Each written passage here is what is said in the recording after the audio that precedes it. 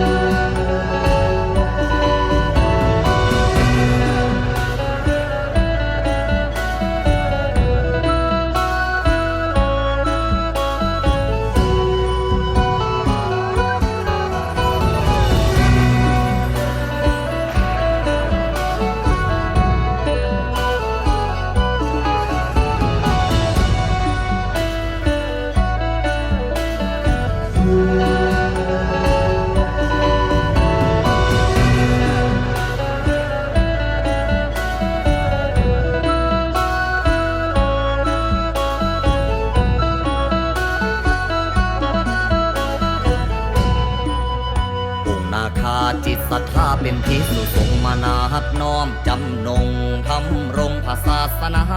บำเพ็ญเพียรสร้างของศีลภาวนาตามเบื้องปฏิปทาพระธรรมวินัย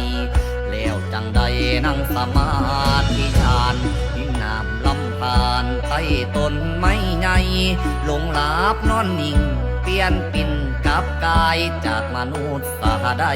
กลายเป็นนาคาจังว่าเป็นนา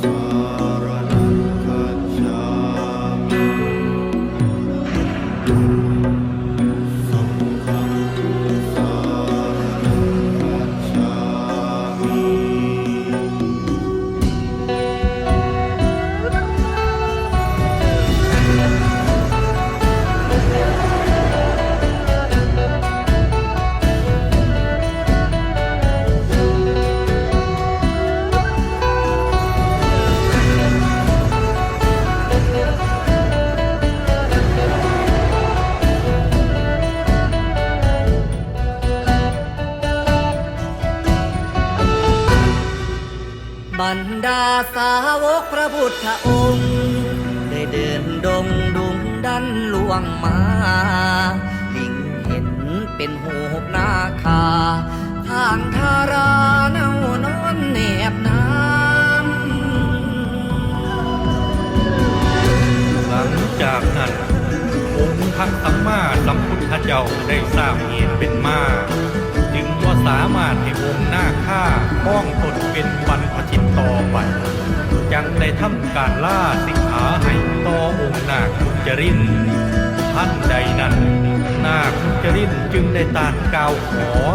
ต่อองค์สัมมาสัมพุทธเจ้าว่าต่อไปพ่ายภาคหน้าหากมีมนุษย์ผู้ใดขอบวชหรือทำพิธีเตรียมตัวอุปสมบทขอให้องค์พระสัมมาสัมพุทธเจ้า เอื้อนบรรดาพวกเขาว่านา